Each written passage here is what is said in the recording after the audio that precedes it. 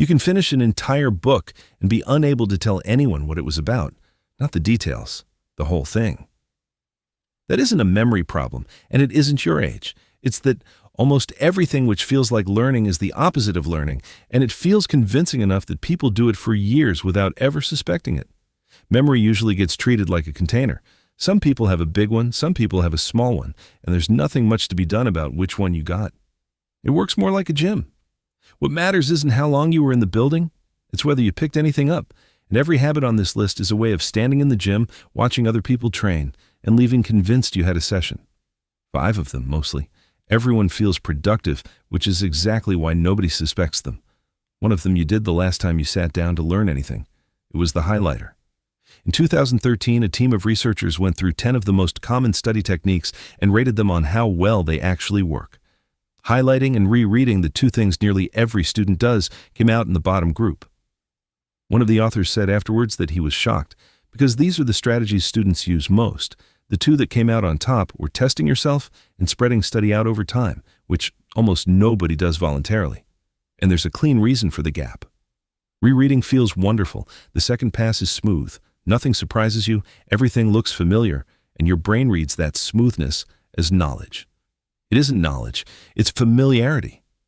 You recognize thousands of faces you could not describe to a police sketch artist. Recognition and recall are different machines, and rereading only ever trains the first one. Highlighting is worse because it feels like a decision. You are marking the important bit, except the marking replaces the thinking. You have essentially written a note to a future version of yourself saying, "This bit mattered," without ever finding out why.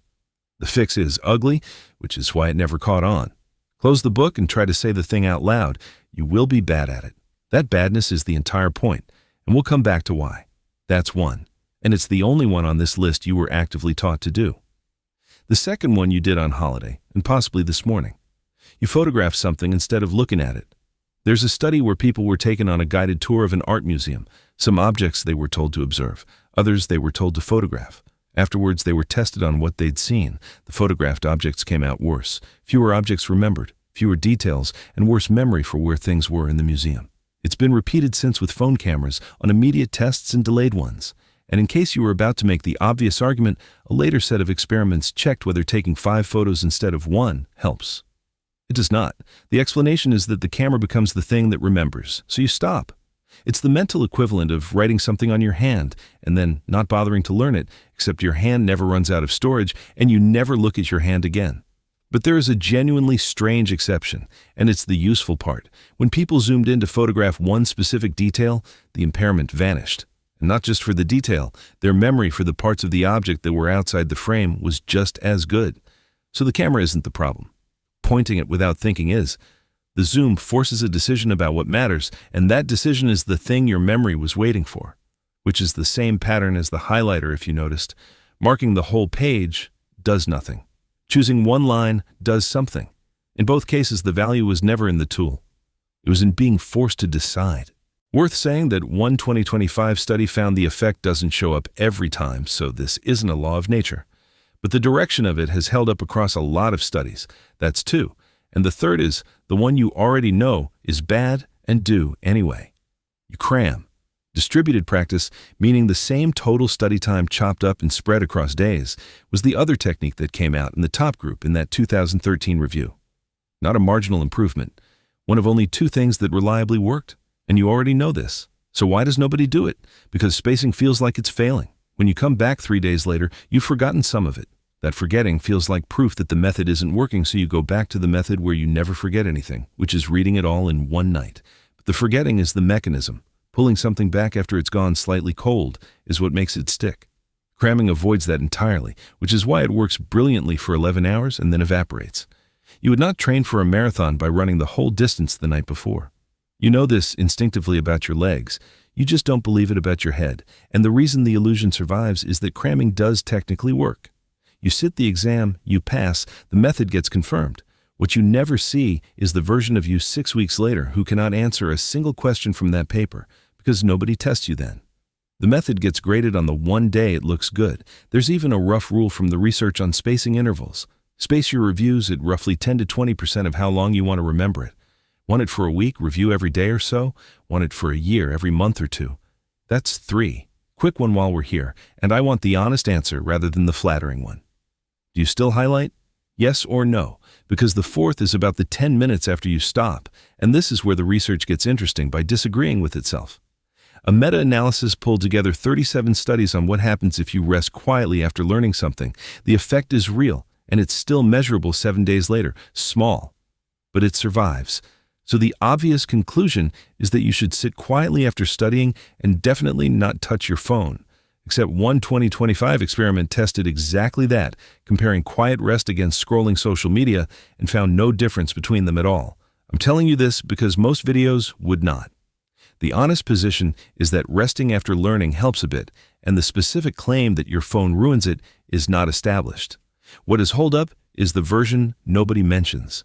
In that same experiment, the group that did badly was the one that immediately learned a second set of vocabulary. Stacking new material straight onto new material measurably damaged storage. So the thing to avoid isn't your phone. It's finishing chemistry and opening biology 40 seconds later, which is precisely what a productive person's afternoon looks like. That's 4.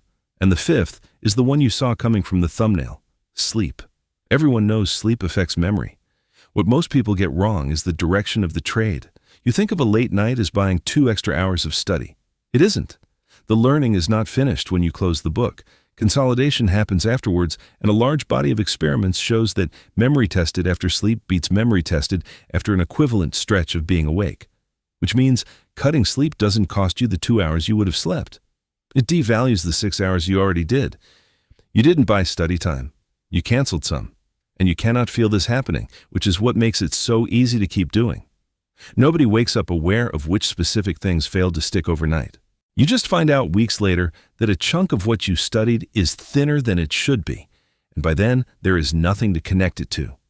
Is the only habit on this list where the damage is done to work you already finished.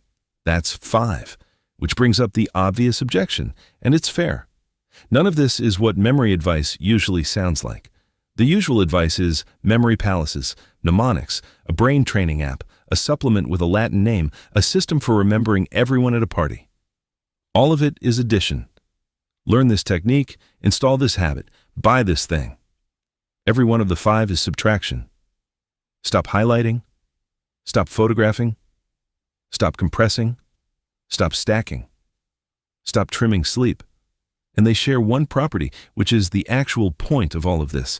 Every single one of them feels good. Highlighting feels decisive. Photographing feels like capturing. Cramming feels like effort. Stacking subjects feels efficient. The extra hour awake feels like discipline. That good feeling is the thing to distrust.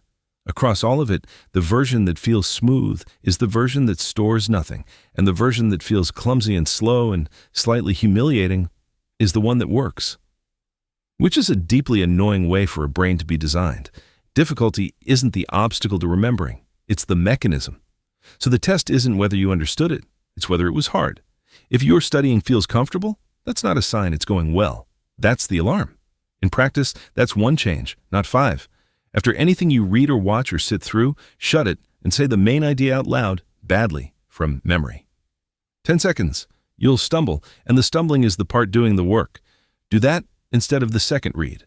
That's the whole method, and it's free, and it's unpleasant enough that you will find reasons not to.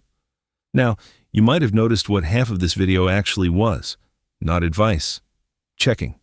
Which claims survive contact with the evidence, which ones quietly don't, and one where the research openly argues with itself. So the next one points that same test at the biggest name in this entire field.